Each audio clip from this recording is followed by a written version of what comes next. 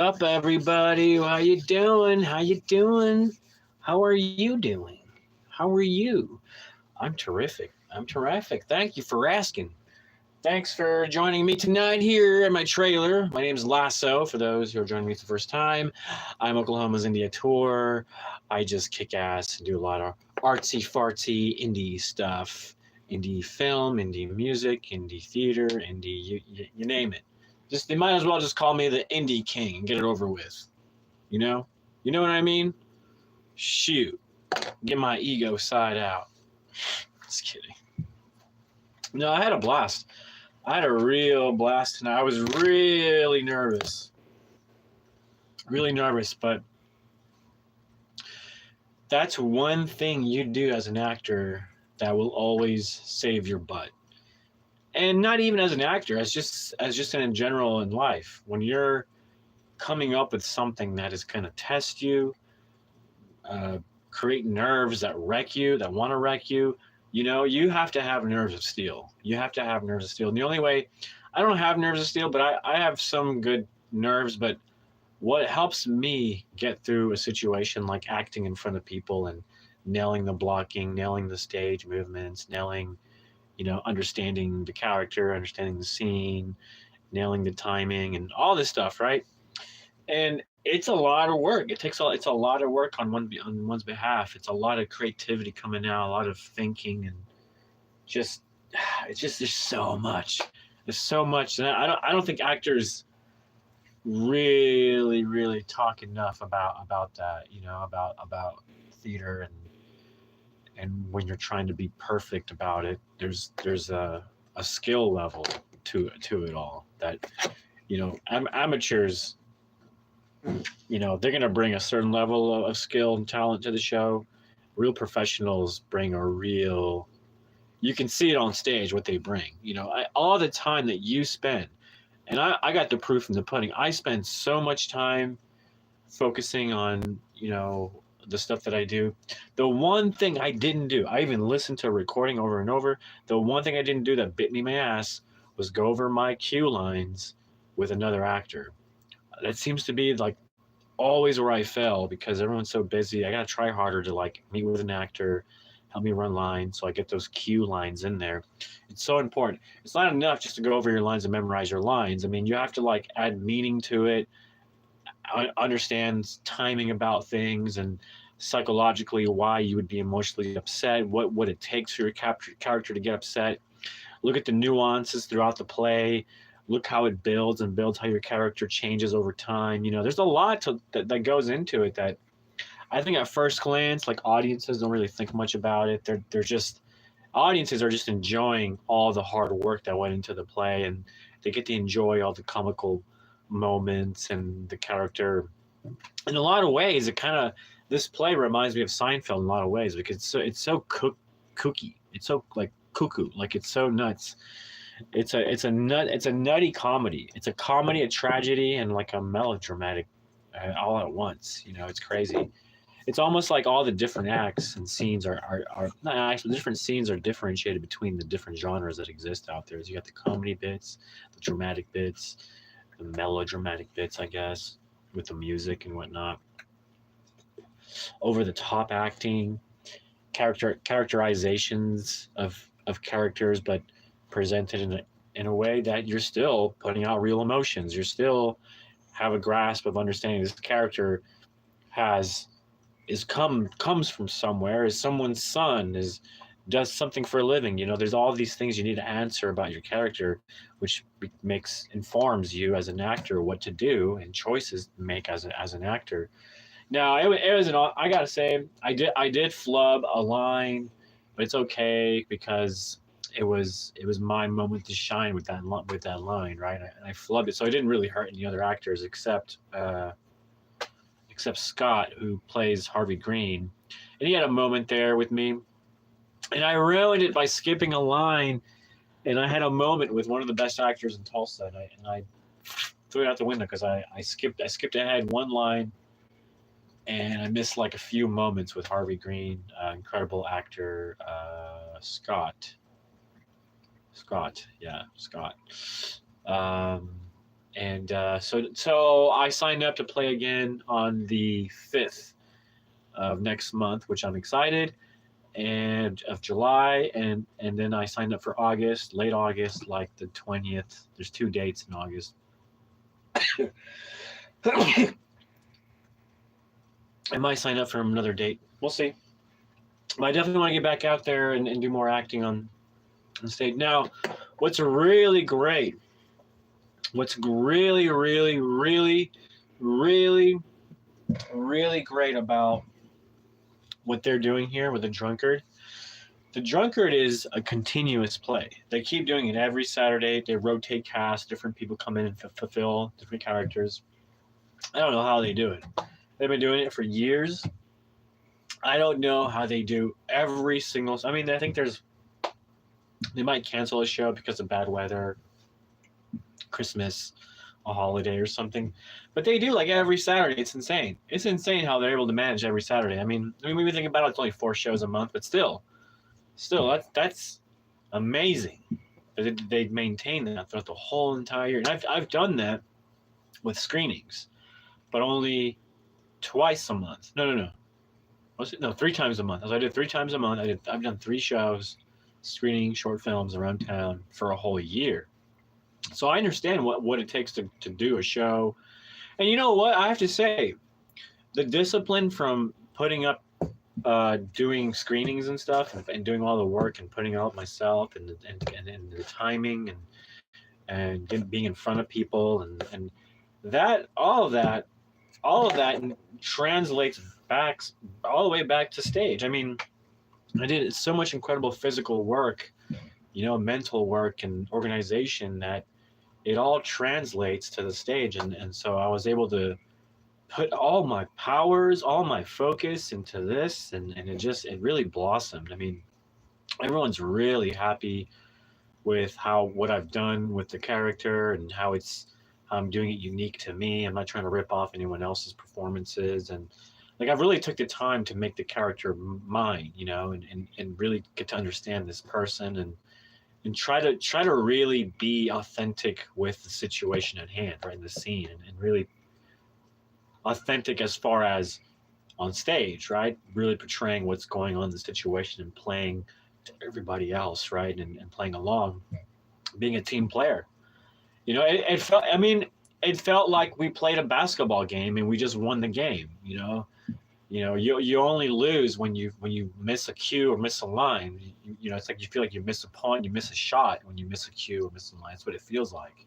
It feels like you miss the winning shot or something when you miss a cue or a line. But luckily, like I said, I missed one whole line and like half of a line that I got halfway through it for some reason. Not too shabby, considering that I have over about a whole entire monologue that I nailed, by the way. The opening monologue of the show, I go in, I introduce the show, I say, ladies and gentlemen, this is the drunkard, and blah, blah, blah. I have a whole history lesson, a whole spiel. Nailed it, right? Off to a good start of the show. And then, you get people cheering and going. I got people going and cheering and hooting and hissing and booing. Is incredible. And then, come to the show, somewhere in the first act, I missed a line. It's tough. I mean, it's tough. But now I know next time that where I messed up, where not to mess up. And I feel now that I've done a whole show, which felt like a Band-Aid ripping off, now that I dove in, did the opening monologue, killed it, did the show, killed it, even though I missed a line. It's like I missed a shot. Sometimes Michael Jordan misses a shot. Other than that, I missed a shot. But other than that, and then I had like one rebound out. But other than that, I made every shot, every cue, every blocking, nailed it. I mean, all the preparation I went, and I have to say, I asked if I could please last Saturday attend the show from back. It's a different experience when you watch it from the show, and then you're actually backstage with all the actors and they're all hitting their cues. It gets you into a different mindset. You're in a different mindset when you're backstage, It makes you focus more on hitting your cues and really being good on timing. So there's a little bit of pressure that you don't get when you're just watching as an audience member. As an audience, you just get to enjoy it. As an audience member, you get to run lines like in your head when you watch the show. You know, you get to go over blocking. It's almost like you get to rehearse blocking a little bit when other actors are doing their thing. You get to see where everyone is. You get to see the mechanics, the curtain go up and down, the timing, how people do things. And you know, you get it from that aspect, which I sat in a lot of different. I probably sat in probably 7 shows. Is my guess is how many? I probably more than that if I had to guess. Like almost 3 months of shows that I've sat in to watch the show. Um, and then and then I did one time the week before my debut. I watched. I was there behind scenes watching everything. I even did a live from there, but you know, I just felt like going alive. You know, I don't know. I just felt like it. I felt like chit chatting a little bit about it, just saying how it was a wonderful experience. You know, and then at the very end, when we all took our bow, you know, they had the audience cheering and this and that, and you know, it was one of those things where you take our bows, curtain goes down, curtain goes back up, we take a bow, and then they did a little bit where we, you know, do a little bit. And there's like some laughter. And then they called me out. He's like the head guy, you know, who's been doing this for a long time. He's up there. He's like, okay, we want to introduce you to a new cast member. So he called me up and he introduced me to the crowd and said, well, this is Lee. He's a new cast member. And this was his debut, and you know, everybody cheered, and I got to say a few words. I said, you know, I told him, you know, I was just how thankful I was that it was an incredible journey to go from, you know, I'm an old school. I came in through theater before going to film and doing film stuff, and so for the longest time, I did theater my whole life. I did stagecraft. I did lights and sound designing, light design. You know, I even did costumes. I helped out with like never acting one time. And then finally to come back, you know, after doing so many like 5 years of film and PA work and acting and extra work, like it's nice to come back to theater with all this training under my belt as a film and television actor, this confidence, new confidence as an actor for film, to come back to the stage, you know, and put all my training back into into work, into, you know, everything that I do as a film actor prep. I did it for the stage. You know, it's a little bit different. I mean, you're stretching more because you can seriously damage your neck muscle or something if you're not careful. Chris Kattan actually hurt himself very bad doing a live performance. It was like one of his first tape recordings of Saturday Night Live. He did a gig where he fell backwards and he hurt his neck, and it's never been the same for him ever since. So it's like one of those things you got to be very careful, especially if you're a physical actor. And this comedy demands a little bit of physicality because it's like that old school tiny vaudevillian thing. So every now and then you have those big actions, you know, and sometimes you have those small like facial over the top expressions of things, you know, just this old timey. It's like got that old early 19, late 1800s feel, like Charlie Chaplin, Buster Keaton. So it's got that kind of tonality to it, timing, and just, I don't know what to call it, like a flavor, if you will. I don't know, style. So I watched a few of those and just got a sense of their movements, and Charlie Chaplin, and you know, Buster Keaton, and his. The thing about Buster Keaton is he's got no expression. Like anything he does, he's just always like, you know, something could happen and he's just like, he's always had this like, you know, like he's just like he was just bored or just I don't know, like he just like he couldn't believe the stuff that was happening around him. Anyways, it was an incredible show. I got to thank them and say kind words, and say I got to thank everybody and say, look, everybody was so friendly. You know, it was because of them that I was able to get through all this and finally debut. You know, and I've been really working hard on this, and maybe a lot of people don't know that. I mean, I just on the side I've been working really hard. So now I'm in a good place as an artist. I mean, I had yesterday a big event of 60 people that I did. Now today I had another big event on stage at this theater, you know. So slowly but surely as an artist, really honing in, coming in. But it's all just maintaining a disciplined um, schedule of actually doing the things that you need to do as an actor and as a creative. Do the things, whether it's journaling, exercising, eating healthy. That's all part of a creative lifestyle. I mean, you can't be your best creative self if you're not healthy. It's just you can't do anything. Let's just face the facts. You got to be healthy, and if you let it slide, it'll hurt. It'll hurt. It'll affect your creativity and what you can put out there.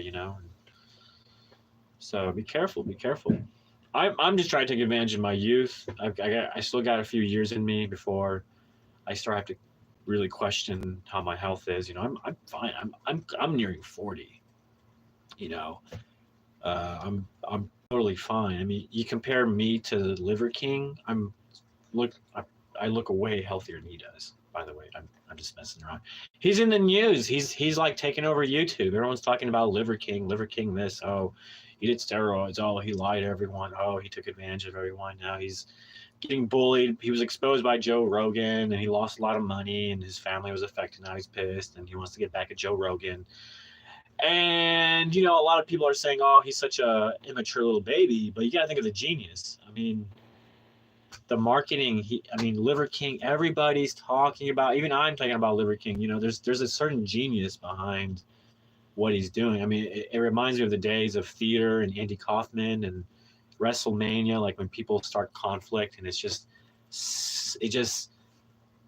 conflict. When you study writing, they even say conflict is like the center of attention. It's the thing you need, in stories. And you watched our play tonight. If you watched our play, if you came to the play, it's just surrounded by conflict, right? So conflict is the center of attention. It truly is. And when it comes to marketing, if you're ballsy, you're not afraid of being judged by everybody. Oh, look at him, he's such an immature baby. Like, if you don't give a shit because you're getting views, you're chasing clout, you're getting it. If that's the thing that his goal as a businessman to get popularity and clicks and views, he's doing it. He doesn't give a shit. He could care less. He could the more controversy he creates, whether it's getting arrested, he keeps threatening Joe Rogan, which is a pretty out there fine line. I mean, yeah, sure, yeah, you'll get arrested for sure. He's got a lot of money. He doesn't care. He could probably keep getting arrested and keep making headlines. He doesn't care. He could bail himself out plenty of times until they realize what he's doing. And then finally they say, well, you know what, man, it's going to cost you millions upon millions this time to get out of prison because we're on to your game. I'm telling you, he's kind of a weird genius. Think about it, Liver King literally has become famous within a year. Who do you know just becomes famous in a year? Not very. It doesn't happen very much that often. And it's kind of funny how he's kind of following the kind of what Tiger King did. There's Tiger King, and he was this off-ball character that people just judged and gave him crap.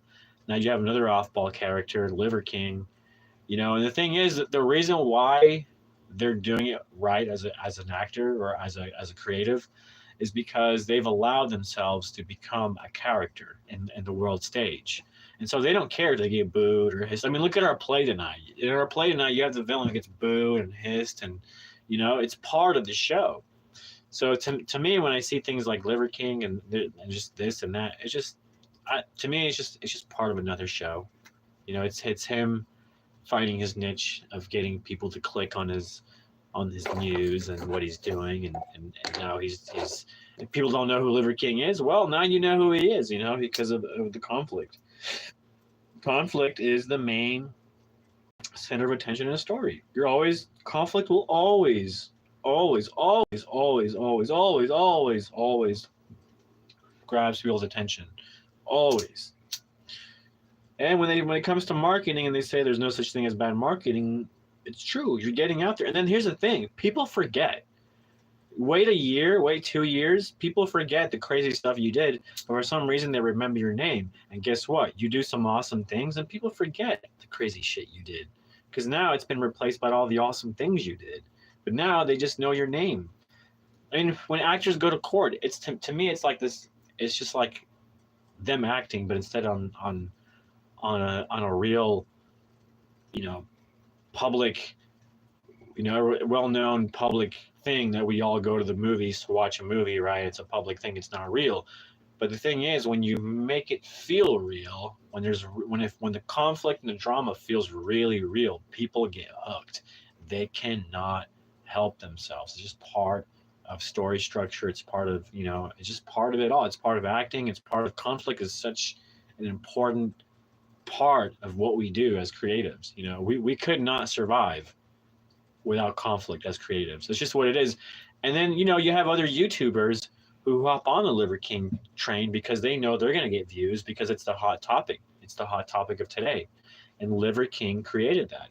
He smartly created that with his controversy. He didn't care if people judge him. He doesn't care. He is fulfilling his role as a character on this world stage as an aggressive, male-dominant person. That is his persona. That is the thing. That is his brand. You know what I'm saying? And all he's doing is, with his controversy, is continuing to put his brand out there. You know, the controversy, the conflict, it's putting his brand out there. It's putting his brand out there. Whether you like it or not, it's caught fire. And now, you know, everybody knows what's going on with Liver King. They're constantly talking about it. And that's the thing. He has everybody talking. You know what I'm saying? People might think I'm crazy, but that's just a rule in marketing. Even Elvis was selling stuff that said I hate Elvis because they understood that, you know, it's a win-win if you're an artist. If people love you or people hate you, it doesn't matter. If you're getting attention as an artist, you're winning. You're winning, period. That is like prime. You know, artists will go above and beyond to get attention. You know what I'm saying? They'll go above and beyond, whether it's creating controversy, or doing something wonderful, or bringing, you know, you could do the complete opposite is bringing a lot of joy to people. That's gonna get a lot of attention too. You know, bringing good. So it's almost like the double-edged sword for an artist. You know, if he's not doing well, you know, if the world isn't giving the artist what he needs to survive, he's gonna go out of his way to look for a way to gain attention with, and you know, that's the bad side of an artist. You know, you're not getting attention with all the good you're doing. Well, you know, it's time for me to do some crazy shit. You see it all the time with artists, you know, especially when it comes to political times. You know, artists will go above and beyond to get attention with politics. You know, they'll say the craziest things. They'll oppose an opponent just to get the attention. They're just, that is their currency. An artist's currency is attention. You don't got it, you ain't gonna get far in this career. You know, you might get lucky, you know, with a subpar career doing stuff, people that's unheard of, you're unheard of, maybe until one day you get noticed. But at the end of the day, you know, what kind of artist, you know, I know that attention is my currency, but I'm not desperately going after it, doing crazy shit. I mean, there's a guy on YouTube who puts on I don't know if it's fake or real, but he's got a giant butt. I don't know if you've seen this. That's his comedy bit, is that he's got a giant butt and he runs around. He was in an MMA fight with his giant butt live, and he like got knocked out. He had like a green screen. That's crazy. That's like going extreme to get attention. You know what I'm saying? But that's the thing. When you're a YouTuber, it's almost like you realize even more that the currency of attention is worth even more as a YouTuber. Like, you realize, oh, this is how it works for an artist. I didn't know. Like, an actor on TV, an actor on film, they get the jobs because they get the attention. They've had the attention. They've been holding the attention, and they get more attention, you know? And that's either by placement or whatever, you know, through managers, handlers, whatever. It's like an old insider thing, political track insider thing that you got to go through. Every actor goes through auditions until they're found, until they hit a role, until they, you know, enter the zeitgeist. It's like, it sounds impossible, you know? So that's why, for an artist, you know, they look at this mountain of impossibility and go, well, what's going to make my journey really short? Well, attention. Getting attention, whether it's bad or good. You get in the newspapers for bad reasons, well, you're getting attention. You get in there for good reasons, you're getting attention. It doesn't matter. To an artist, good or bad doesn't mean anything. All that matters is the attention. I know a lot of people don't understand that, but it's true when it comes to like marketing an artist. good or bad, is still the same, all good for an artist. There might be surprises down the road, you know, if it's all bad, but there's nothing that can't be managed, you know. PR can always be turned around due time. Like I said, people forget, people move on, they have lives. You know, you do something that's incredible, and they totally forget. They totally forget the crazy shit. Andy Kaufman was a great example of somebody who went far and beyond to create controversy. You take wrestling, for example. He revolutionized the dramatics behind wrestling and like creating conflict on like what's considered real TV. He would dramatize the thing that people were expecting to get real TV. When you were expecting to get real TV, you're not expecting to get drama and conflict. You're expecting people to behave, and that's the drama is for the films and the TV shows. So when it's happening in real life, it seems so out of the ordinary. It seems like, oh, did you hear what so and so did? Like everybody talks about it, and it's so true. When people get sucked into the characters and the characters feel real to the people, and they watch a movie, situations become real to them now because they care about characters. Well, all they do is talk about the conflict between so and so. Did you hear about in the last episode? So and so did this to so and so. Can you believe what so and so did? And so did this to retaliate. It's insane. I would have never thought that they would have done this, or I would have never thought these two would have gone together. I mean, you talk about relationships, and you factor that in, and you factor in how people can betray people and deceive people, lie to people, cheat people. You know what I'm saying? There's so many things you can do with that causes so much conflict and drama. You know, it's not that difficult. I mean, we're human beings. All we do is create problems and conflicts for ourselves. It's not that difficult, you know, to create conflict as an artist or a storyteller. You know, you may say that's pretty extreme, but it's true. You know, controversy is like, if an actor or performer isn't getting in the spotlight, controversy will do it because people can't help themselves. They like hearing about, oh, this and this happened, or so and so did what, or what happened to them, or what? Oh my God! Like those are the things that like help the currency of an artist, you know. And it's true. It's true. You might want to fight me on that, but I it's true. Well, anyways, there's no specific reason why I came on live. I just felt like it. I've been working really hard, and I just feel like I'm in a good place, and I don't know. I just feel like coming on here and just chit chatting. Comment below if you feel like it. Like I said, I'm just chit chatting. I mean, I killed it. I killed it tonight. I killed it yesterday. I killed it tonight. You know, it's all about preparation. Preparation. You got to prepare properly. You know? It's all in preparation. I'm so pumped, though. You know, it's crazy. Like, we went through the show, and it's like, I feel like I just want to do it all over again. Let's do it. Guys, come on. Let's do the show all over again. Like, I'm that pumped. It's crazy. Like it's just an insane feeling, and I've never had this. This is my first time ever doing what they call like a show carnival introduction to hype the audience up. That was my first time ever hyping up an audience, and it was a lot of fun. I got to like play with them. I got to tell them, you know, let's do more here. Let's go, you know what I'm saying? Like it was a lot of fun. So I'm getting good. I'm getting good at it.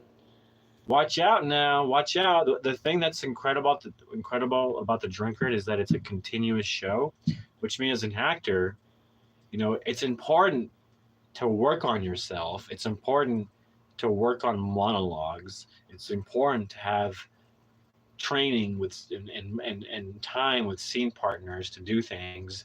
It's important to work on yourself, your health, your body, your tool. You're an actor. This is your tool. This is you. This is your paintbrush. You know, the stage is the canvas, and your emotions are also part of the color that you paint, you know, on stage. So the interaction with the audience is an incredible part of the whole thing. I mean, you cannot have stage theater without an audience. I mean, the audience is the whole purpose we do this. That is the reason, you know. And when you see them like I did tonight go home with just smiles on their faces, they had a great time. They're going through the line and greeting all the actors and just saying, oh, you know, they're just like just in awe with all the actors, and they just think it was amazing. You know, it's good. It's a good feeling. It's a good feeling. At the end of the day, it just feels like a solid production. You know, solid. Everything was on point. And yes, you know, Sample missed some lines. I missed not some, like just one. I missed like one really. Missed 1.5. I missed 1.5. The guy who played Harvey Green missed a line. You know, like one word really. He missed one word. Landlord. You're supposed to yell landlord. You know, but it happens. But the thing is, we kept rolling. We got to roll with the punches when it's live, and you can't pause. You go line. You know, you just roll with the punches, and you know, the director saw that I missed a line and a half, but he also said good save because you hopped on immediately. Like it wasn't like a weird big dead space. The timing was good because I was like, the way I said the line, how I brought the energy back was good. How I saved it. But yeah, you know, I got to work on it. You cannot allow yourself as an actor to go on stage and miss a line. That is not good. That's showing me that I'm not doing enough work preparing to get it done. And it's true. The one thing I didn't do that would have that would have gotten me through and done it correctly was going over the lines with another fellow actors. The one thing I didn't do today. I did everything else but that, and it bit me in the butt. It's very, very, very, very, I cannot stress enough how important it is to sit down with a fellow actor and go over lines until you get the cues and you get the lines just right. It's so important to do that with another actor. It's not enough to do it on your own. It's not enough to record it on tape and listen to it a million times and say it a million times, write it out a million times, and exercise while you're saying it, and then you can say it under 3 minutes and this and that. It's not enough. You have to sit down with another actor. I'm not sure why this is the process, but this is the process that works. I mean, you do everything else. Do everything else. You have to. You make notes, do everything else. Spend time as the actor in front of a mirror, which I did. You spend time in front of the mirror. You do different poses. You think of the character. You go through the blocking. I mean, you know. But the last and most important thing that I didn't do, which bit me in the butt, was go over the lines with another actor. That's the one thing I didn't do, and it bit me in the butt. As an actor, actors are demanded to have a certain level of professionalism and ability. And it's demanding. And it can be. You can almost look at it as, in a lot of ways, being a ballet dancer. I mean, the amount of time we spend on our physicality, mental, blocking, timing. You know, part of the mental is memorization and all that. But I mean, there's just so much. You know, yes, well, we're not dancing and hurting our toes, but there's so much. There's just so much that goes into it, you know. So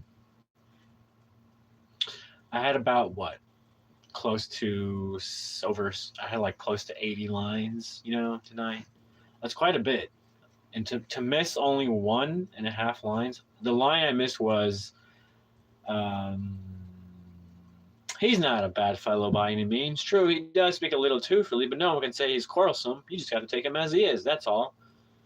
That's the line I missed. I don't know how I missed it. I don't know why it escaped my head. I don't know why. But it's the line. Complete. Didn't matter that I went over it a million times. It just went zip. Zip. It was just gone. Non-existent. It felt like that line never existed in the first place. It's just weird how it doesn't matter how much you prepared, how much you prepare. I mean, it's insane. It is insane how easy it is to mess up. It really is. It is so easy to mess up. It is insane. You know. But in all fairness, like I didn't get enough rehearsal time. I needed at least one more day of rehearsal, and I would have been perfect. But it's fine. It's fine. Like today is almost like another rehearsal. I missed that one line, and I'll get it fixed. It's fixed. It's already fixed. I know what not to do now for next time. Next show is on the 5th of July, July 5th, right after the big celebration. So I'm excited to do another show. I mean, I feel like I just want to go ahead and do it tomorrow. I want to do the show every day. I had so much fun. But what's special about The Drunkard is, like I was saying, it's a continuous show. So as an actor, to me, the fact that I get to keep working on my skills, hone in on my skills as an actor, hanging around the actors, training, rehearsing, even changing characters to explore different, because they actually want me to start memorizing lines for Harvey Green, which is crazy because he is tough. He carries the play so much. I mean, he's got like 90 lines, so something like that, maybe more than that. He's got like 100 lines. So it's the fact that they want me to do it is a great, wow, thank you for considering me and thinking about me. But it's like, man, like I just finished Willie, and like let me just perfect Willie, and then I still want a life and do other things. I mean, the fact is, I spent a lot of and sacrificed a lot of my time working on this character. It takes a lot. So to do another character, oh my goodness, I don't want to stress myself out just thinking about it. The thing is, I don't want. But the thing is also the good thing about doing the play. Now that I have Willie down, I can do the play over and over and over and over, and eventually I'm going to learn everybody else's lines. And that's the good thing about. It's just so unique what this play offers to an actor. The fact that they do it over and over and over every Saturday. It's almost like Saturday Night Live. It's like we come together, we do the show, we go through the sketches. It's a discipline. It's habitual. Every other week, every so often to come in and do that. It's quite amazing. It's quite of an amazing thing. It's a very unique experience. You're not going to find that anywhere else in Tulsa. I don't know of any other community theater that sticks together like this, comes together, produces a quality play that's like, it's like the littlest play, but it's so good. You know what I'm saying? It doesn't have a lot of super crazy lights and big stages and elaborate this, elaborate that. No, the simplicity of the play is what makes it, and the history behind it, and the actors and the stage direction. I mean, that it all comes together so beautifully, and I'm on cloud nine. I mean, like I said, yesterday was my big Oklahoma City 60 people event, and then today another show of like 60 people in the audience. Like, it's a good feeling. I'm in a good place. Like this is all new. This is new. This is new territory for me that I'm like literally kicking ass. I'm really kicking ass. It's really great. It's really great. I can only hope that it keeps going. I mean, like I said, I got 3 paint classes coming up. I have 3 shows with The Drunkard coming up. I have other plans to bring back my band Root Amps.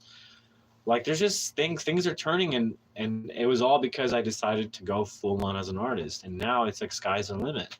I got the play thing in the bag. All I got to do to maintain it is just go over my lines every now and then and go to rehearsals every now and then. And I got the show in the bag. I get to promote myself as an actor around town. Like, it's a good feeling. It's a good feeling. And today is also special. I mean, not because of my debut, but today I earned the right to go and sign my name on the. They have a bunch of names that are written all over the place, and it's very historical. It's a very cool thing that they do.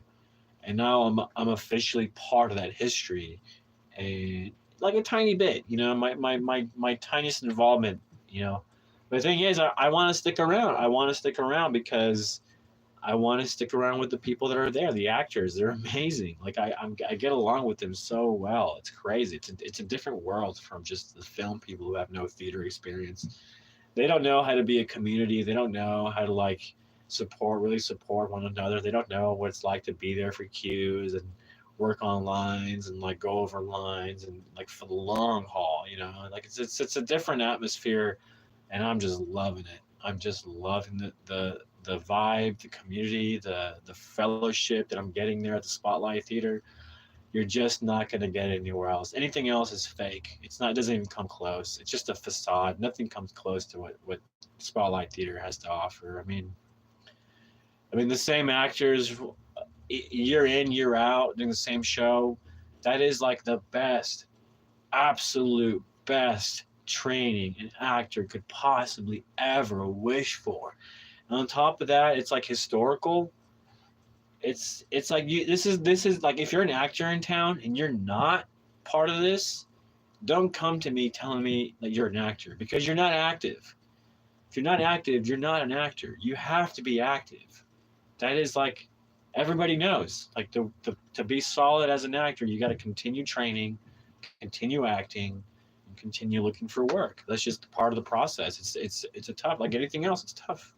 Whatever job you're looking for freelance that you're doing, you go back to back to back. Well, acting is the same thing. You're just freelancing your brand, your clout. You're putting it out there, and if there's any value to people out there, what you can produce, then they'll pay money for it. So I can only hope that people recognize me for who I am. Oklahoma's India Tour. I mean, I'm a film. I won best actor.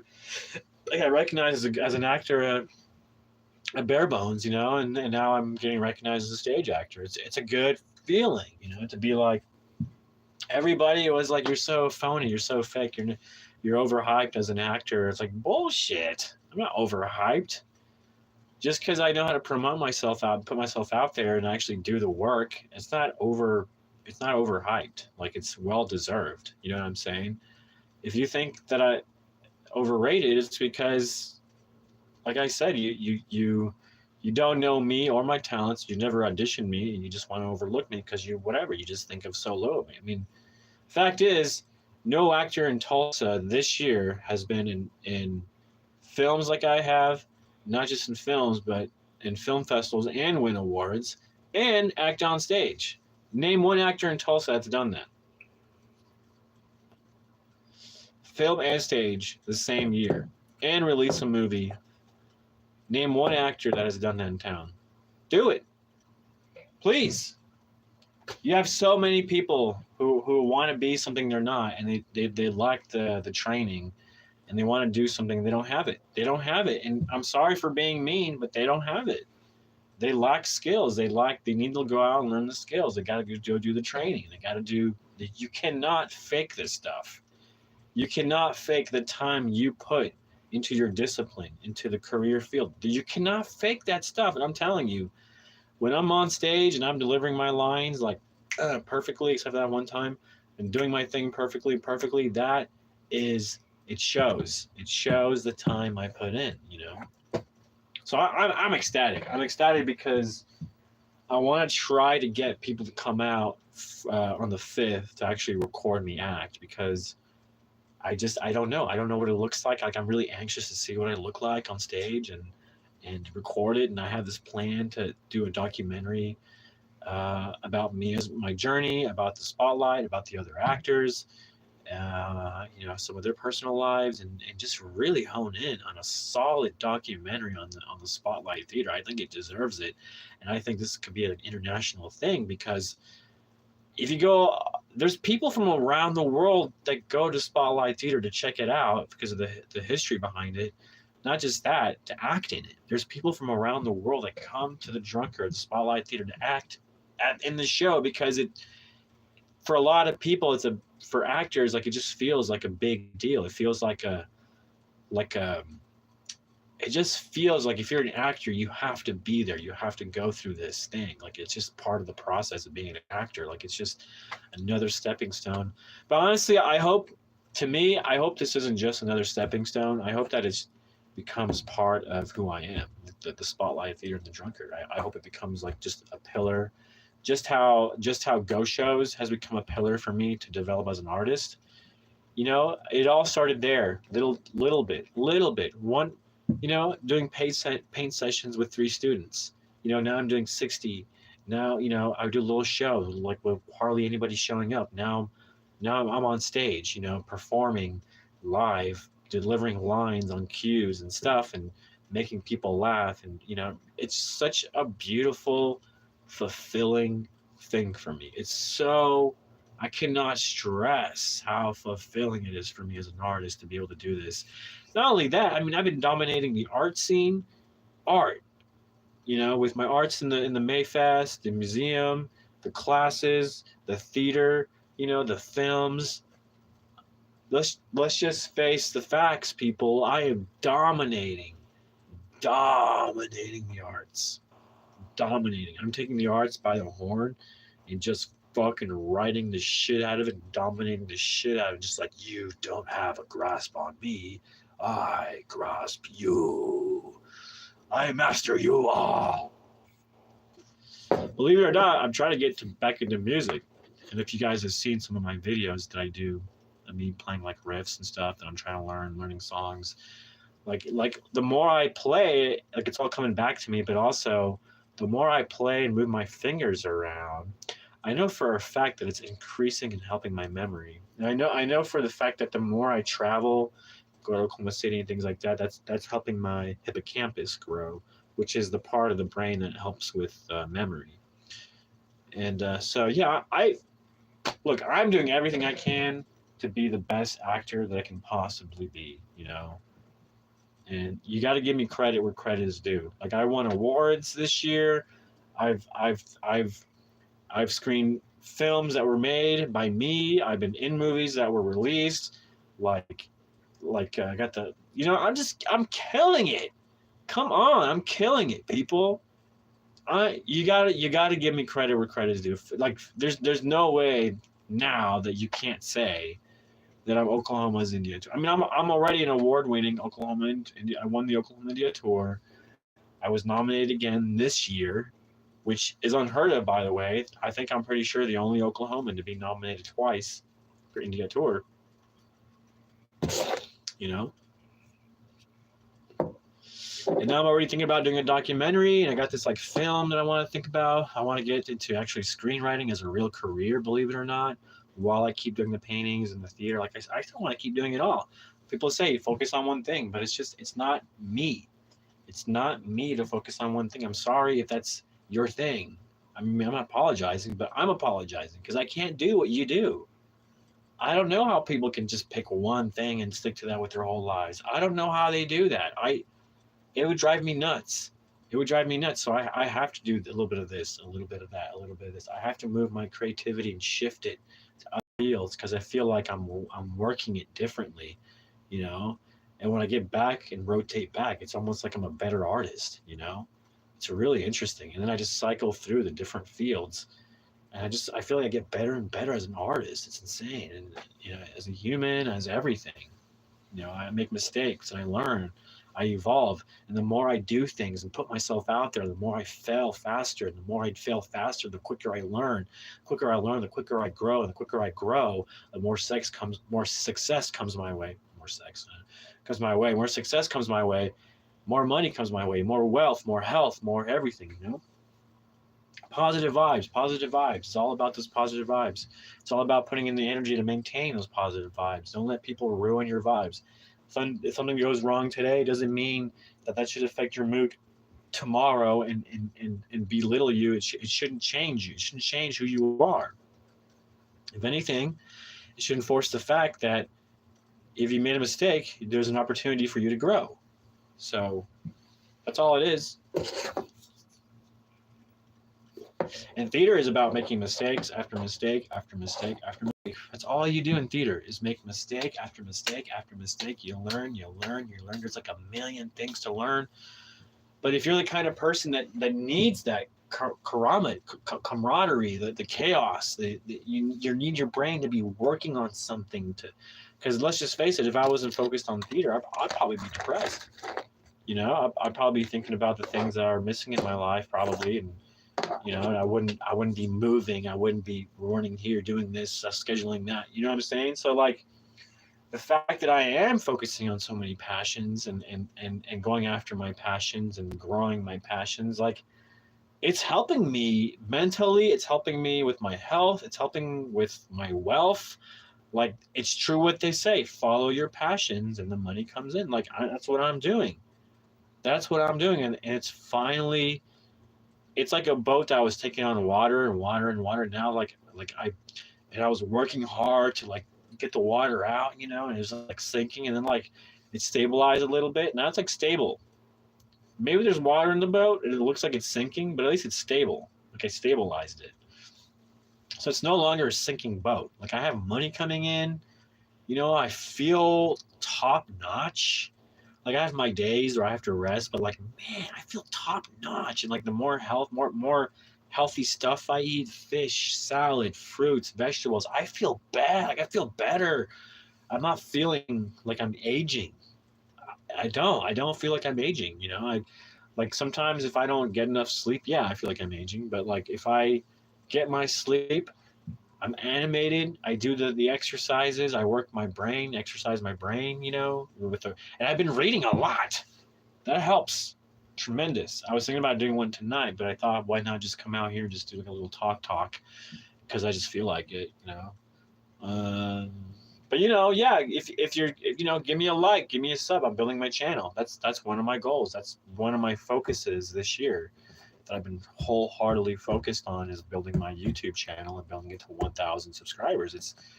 It's not an easy task. It could be if I really avoid what I'm doing and just focus on a niche and look for a trend and like look for a gap in the trends, as they say. Like, I could do all that, but honestly, like, I'm doing it a different way. I'm proving to people that you can still get to 1,000 subscribers and you don't have to do all that. Like, you don't have to go out of your way to find a niche that you may or may not like, and then you got to stick to it for the rest of your life. Like, if there's a niche I'm going to stick to, it's going to be the niche of like being happy and doing the things that bring me joy. Like, I'm not going to do something over and over and over, like insanity.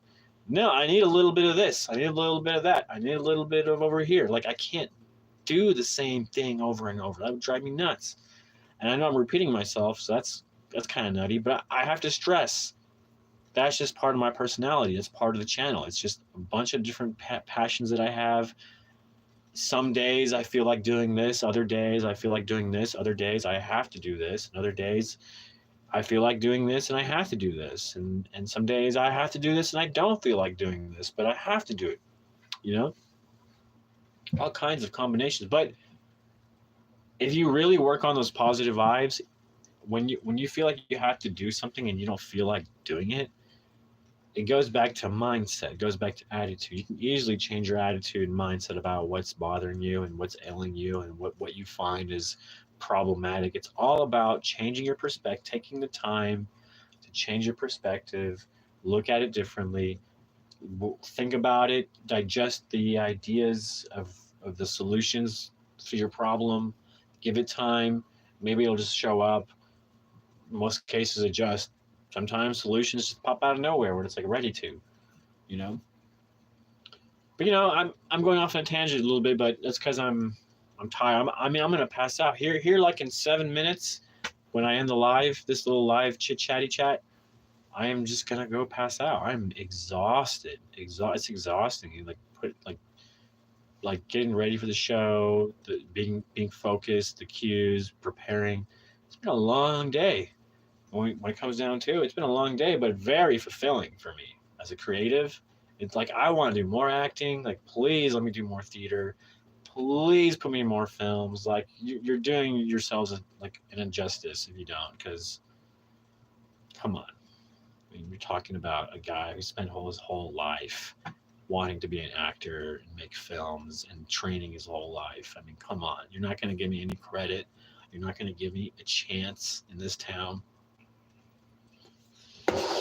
Fine. I'll just keep proving myself. One day at a time. I'm not complaining. I'm not even frustrated or mad. I'm just saying it's been a long journey, and I'm really thankful. Insanely thankful, insanely appreciative, insanely grateful, insanely heartfelt. Like, everything that I'm feeling towards Spotlight Theater, their community, the way they do it. It reminds me of Bare Bones. It reminds me of ghost shows. These are my people. I don't feel weird egos. I don't feel weird power trips that people have to have like a thumb over you. I feel like I have a chance to succeed and shine. Ghost shows, they feel like I have a chance to succeed and shine.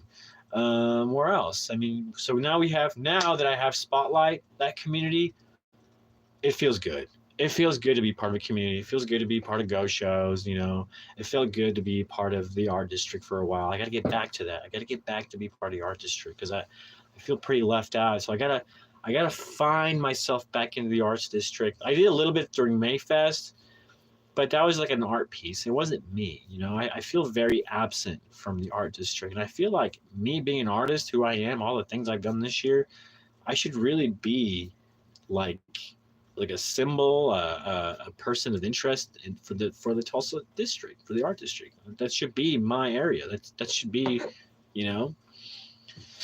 But I digress. It is what it is. B.B. King said, you may want to be somewhere in life, but they don't want to accept you. They don't want to accept you because of this or that. So go where you're appreciated.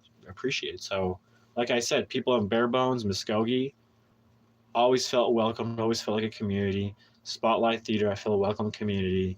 Ghost shows. I mean, these three that I found and I've spent so much time working on, these are like the pillars of my career. These pillars are truly helping my career as an artist. And you do not understand how much this has been missing in my life. I tried doing that circle, and I've been such a huge critique. I've been so critical and a huge, a critic about Circle and how they treat people. They don't treat me the way Bare Bones treats me. They don't treat me the way Spotlight Theater people treat me. They don't treat me the way people at ghost shows treat me. The people at Circle Cinema don't treat you well. They have a weird agenda. They have their people that they want to prop up, and the other people they just want to use as conduits. Like it sucks. Like it's such a shitty feeling. It's a shitty system, and I hate it. It's they're trying to be something they're not. There's still a small community. Circle Cinema is still small, local like thing. It should be more community based. Obviously they try to do it, but to go as far as banning me, and I'm a local filmmaker, and they push my movie out. They pretty much disgrace me, call me a fake. They push me out. It's disgusting behavior. Like I don't understand it. I don't understand it. I've been a huge voice and a huge critique about Circle Cinema and Harjo's and the Harjo's. Like they think they're like they're everything. They think they're the shit. Like stop it, please. Like please reach out to like actual like people who are locally talented here. Like please, have you ever been to Spotlight Theater, Harjo's? Have you ever stopped in to say hello to the actors? Like no. You're so into yourself, you don't give a shit. You're so into yourselves, you don't give a shit. Because if you did, you would have all the actors there at the theater fucking working on your movies, but you don't. You would have more local actors on your movies. Instead, you put all these people that are just half talented from across the different state. BS, dude. It's BS, dude. So BS. He tries to champion himself as like a local guy. He's not local, man. He's national. He was always Sundance from his teenage years. You know what I mean? He's never local. He's not a true representation of local. He has his people. He only really wants to work with Native Americans. When I approached him when I was younger and I was making films, I said, hey, I want to work with you. He said he only works with Native Americans, and I wasn't the right skin color for him to work with. I have never forgotten. And I even gave him $100 for a documentary of his. I gave him $100 for a documentary of his for him to be successful with it. Did I ever get a thank you? No. I get, oh, he's violent. Oh, he's this. Oh, he's a fake. Assholes, man. Complete assholes to be fucking doing that shit. Spreading rumors, telling people I'm violent. It's disgusting behavior. And the thing is, that's why I love the Spotlight Theater. You don't find that there. They don't find weird ego people power tripping, trying to push you out and destroy you and piss on you. You don't see that spotlight there. You don't see that at Bare Bones. You don't see that at Go shows. It's a beautiful thing. I cannot express more, like, just how important it is to have those communities. So important. Like, I'm so lucky this year. My whole life has changed this year. I went from begging to be on film sets, like, please, like, pick me to work on as a PA, please pick me to be an extra, like, going to auditions for 5 years to get nothing, to get barely anything, like nothing, you know what I'm saying? To like to literally saying no to the way they treat me, and it's okay. It's okay for you to be like, no, you're not going to treat me like this. I deserve better than this garbage. And for years I've been going to them, allowing them to treat me like this and being okay with it. Like, no, I'm sorry. You don't get to do that. So that's why I'm so thankful this year that my whole life changed. I mean, like BB King said, you find the people that appreciate you, you stick with them. And I've been lucky enough to find so much love from and support, and like you feel like you're needed. It's such a great feeling, and to walk away from all that BS and to find new friends, new faces, new environment of positivity and growth for a creative. It's a beautiful thing. Cannot stress enough. Sterling Harjo never gave me any chance to be a creative successfully. Never. When is he going to throw me a bone to be an actor? Probably never. He's such an asshole. I'm sure it doesn't help me call him an asshole, but, whatever. People can call me an asshole. I'll still work with you. I'll figure out a way. If you really want to work with me, I'll figure out a way. I mean, there's so many people on Killers of the Flower Moon calling each other assholes. Like, there's a guy who's in charge of the AD. He was cussing left and right all the fucking time. It's like, whoop-de-doo. Nobody says anything. Why? Because he's really good at what he does, and people need him. When you're needed, it doesn't give you the right to treat people like shit. But still, I mean, sometimes the geniuses are just far out there. I mean, they're so hyper-focused on getting the job done. Their meanness comes out. You can't help it. They're so hyper-focused on getting their goal, their meanness comes out. So I don't want to be like that. I don't want to be so hyper-focused where I lose sight of treating people right, and I don't want to step on people's toes. I'm always like making sure I don't do that. I'm always making sure, like, things like that. So I've been excellent. It's like I said, it's just getting better for me, better ever since last year when I sunk, and I've been like I've been on a steady incline of just awesomeness. And next year, next coming month, I have a lot of awesomeness coming up, and in August, I have a lot more awesomeness coming up, and there's things coming that I probably don't even know of, and there's like 3 people who want me to be in their films now. You know what I mean? It's just great. It's just a great feeling, and I hope I get to keep being Willie Hammond, the drunkard. I am so dedicated. You have no idea how, I am obsessed and like addicted to be playing this role on stage. It is, it's so fulfilling. You do not understand how fulfilling it is. I think a lot of it is because so many people doubt me, and I'm showing people what I can do month to month. I can go from shining as a painter, shining as a film festival creator, shining as a filmmaker, shining as an actor in a film, shining on stage. I just go month to month to month, killing it, finding something that's just an opportunity that's just, there it is, and I just take advantage of it and I shine.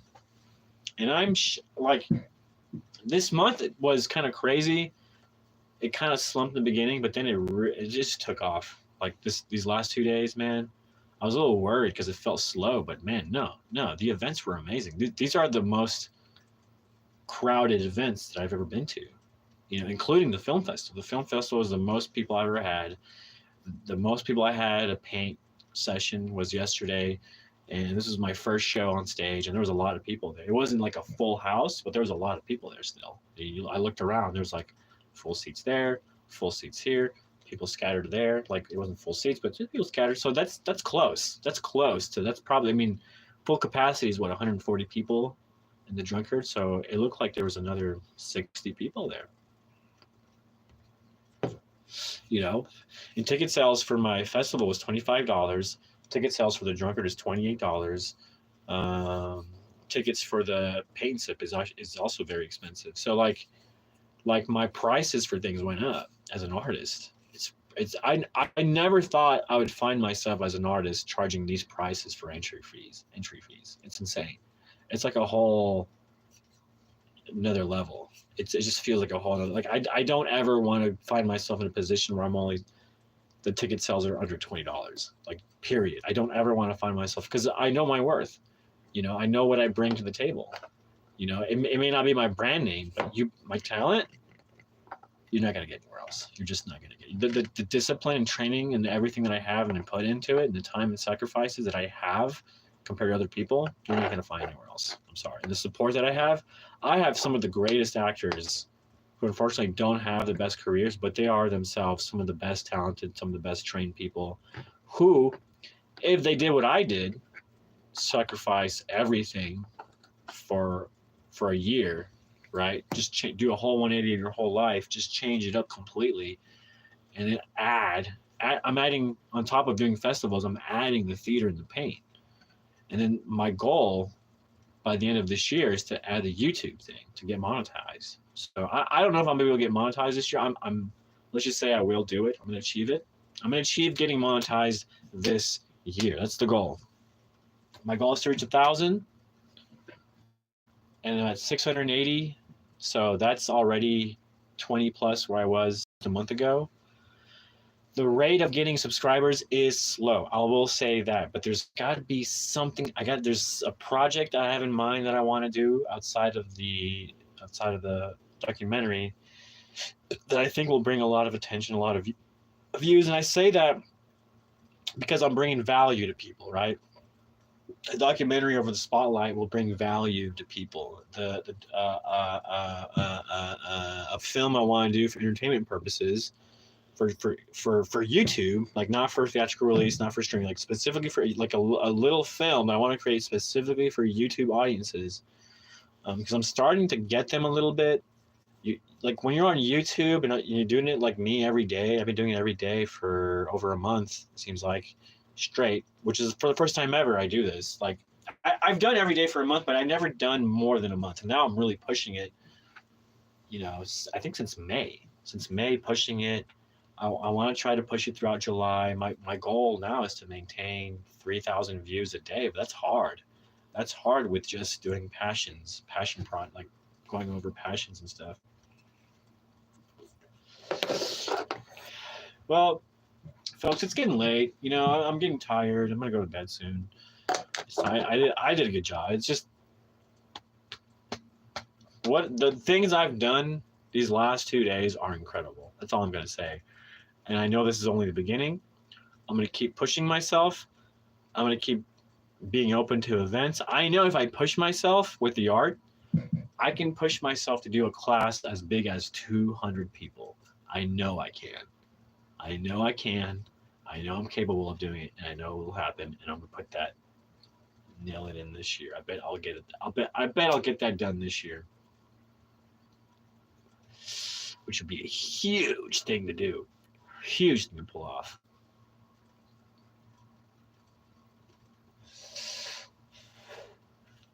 I mean, 100 people. Maybe let's just say 100 people.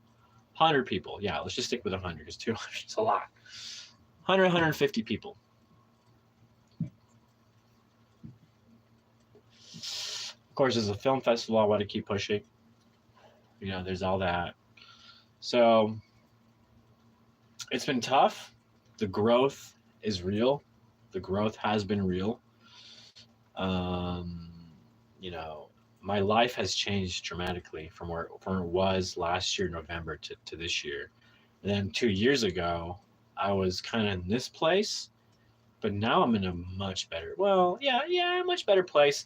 I haven't tapped into that motivation I had 2 years ago to just like kill it every single day. Wake up, put in like 5, 6, 8 hours, of work, marketing, computer, putting on events, like organizing. Like it was just crazy how I was killing it. I had sponsors. But the sponsors didn't last because they realized I didn't bring enough value. I wasn't bringing enough value. So that's the key now. As an artist, I'm gonna grow my brand name, Lasso, Oklahoma's Indie Tour, and Stay Gold Artist. I'm gonna include that into it, and build that as the brand, and build it as someone who does art, theater, film, music, gardening. Like a lot of stuff. India tour. Because that's just who I am. That's my whole life. Like I don't know how to be anything else. Being anything else would just not be fulfilling. It wouldn't fulfill me. It just would feel wrong. That's why I get so mad when I get overlooked for film projects, because I'm so perfect for film. Like people don't realize how perfect I am for film. It's not up to, it's up to me to do everything I can for marketing purpose to get seen, but it's just not enough. I mean, some people are really good at charming other people, like just by talking to them. And my whole spiel is I stay busy because I want to show people my work discipline and work ethic. It's beyond anything I've ever seen anyone else do. Like even in my college years when I was at TU, nobody came close to the things I was doing. So that's my thing. I just try to outdo myself, and in turn, it just seems like I outdo everyone else around me. And so I'm always trying to be my best. Always, I don't know what happened to me as a child. Like actually, I do know what happened. I went over that in my story. If you go to my other live discussions about my backstory, I can fill you in why I have such a strong motivation to keep winning, keep getting better, and to keep outdoing myself. And then when I look around, I'm just outdoing everyone around me. But that's just a side effect. That's not my goal, is to outdo everyone, but my goal is to outdo myself. So, but like I said, I just find myself ahead of everyone sometimes. But that's just how it is. That's just how I am. But I can't stop being me. I can't stop being the person I am, where I keep pushing myself to be better all the time. I just can't do it. I don't know how to not be that. So yeah, I'm going to mark this night as a huge success. Last night was a huge success. And so 2 back-to-back nights of huge successes. I mean, I'm exhausted. I'm not going to lie. I'm over the moon. I'm on cloud 9. Like I came on here to say how excited I am. I can't stop saying how happy I am. Like it's crazy. It's crazy how fulfilled and happy I am. I can't stand I can't stand it. I had to tell somebody. I got to tell you. Like it's crazy. Like I found the thing. I found the people and the things that make me happy. All right, I've spieled, I riff and raft and partly ranted for a little bit. So I've done the damage. I think tomorrow is one of those days where I kind of have more time to make videos, so I might think about doing more stuff video wise, get back to gardening, maybe do a discussion, maybe do a discussion on the importance of community. That sounds about right, because I've experienced the worst. The worst part of community is when they ban you, and I've experienced the good when they accept you, they help you shine, and when you're shining, they prop you up, because they see the benefit in that. I've experienced it both ways. I've experienced the bad from a community and the good. So yeah, tune in tomorrow. We'll have a discussion, a nice little, I guess today, what is it, like past midnight? Tune in today, later this morning, when the sun is up and the flowers are blooming, the birds are chirping, and the wild animals are doing their things. We're going to have a little discussion on the importance of community. I'm going to try to get a better microphone too before I do anything, because let's try to improve that before doing anything else. So tomorrow morning, get a wireless mic like how people have. I'll try to figure that out, the technical aspects of that. If not, I'll just use a microphone and plug it in somehow and work on that, because I know that's one of the issues that's not so good about the discussions. But the what I'm saying is interesting. People are saying it's interesting. So I just got to be heard. That's the issue. I got to be heard. You know, as long as I'm heard and the quality is good, people will listen. They'll stay in to listen a little bit better. You know, and tune in longer and stay in. All right, folks. My name is Lasso, Oklahoma's India Tour. This is my channel, Lasso's Passions. I thank you for joining me. Give me a like, a sub. Join me tomorrow for those discussions and other random, crazy, funny, and whatever videos. All right. I'm out of here, folks. Good night. Peace out. Peace to the world.